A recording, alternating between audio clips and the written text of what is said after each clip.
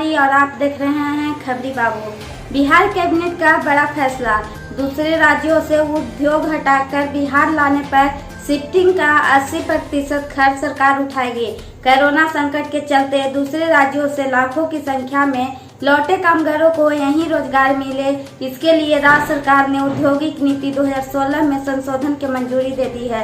इसके तहत बिहार में उद्योग लगाने के लिए ढेर सारी ऑफर दिए गए हैं। जिन इकाइयों में मैन पावर की जरूरत अधिक होगी उसे प्राथमिकता दी जाएगी। पूरी जानकारी के लिए देखते हैं ये रिपोर्ट। लौटे कामगारों को यहीं रोजगार मिले, इसके लिए राज्य सरकार ने औद्योगिक प्रोत्साहन नीति 2016 में संशोधन को मंजूरी दी है। इसके तहत बिहार में उद्योग लगाने के लिए ढेर सारे ऑफर दिए गए हैं। जिन इकाइयों में मैन पावर की जरूरत अधिक होगी उसे प्राथमिकता दी जाएगी।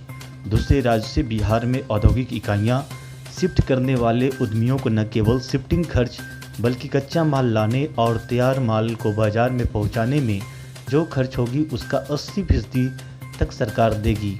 लेकिन इसके लिए उद्यमियों को कम से कम 25 लाख रुपए का निवेश और 25 लोगों को रोजगार देना होगा। कच्चा माल और तैयार माल की आवाजाही खर्च को देने की अधिकतम सीमा 10 लाख रुपये तय की गई है। संशोधन नीति को कैबिनेट ने शुक्रवार को मंजूरी दी। यह नीति 31 मार्च 2025 तक लागू रहेगी। बड़ी राष्ट्रीय और बहुराष्ट्रीय के साथ संयुक्त उपक्रम लगेगा। नई नीति में कई तरह के उद्योगों को सामान्य सूची से बाहर कर प्राथमिक सूची में रखा है।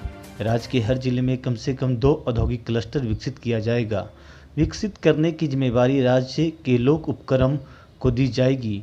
बड़ी राष्ट्रीय व बहुराष्ट्रीय कंपनी के साथ संयुक्त उद्यम लगाने की भी बात है। 31 मई 2025 तक लागू रहेगी नई नीति। ढेर सारी छूट और रियायतें, प्रवासियों के लिए प्रावधान, जिला स्तर पर प्रवासी श्रमिकों की स्किल मैपिंग होगी। जिला स्तरीय परामर्श समिति मैपिंग की जानकारी राज्य स्तरीय समिति को देगी। यह समिति कामगारों को रोजगार के बारे में बताएगी।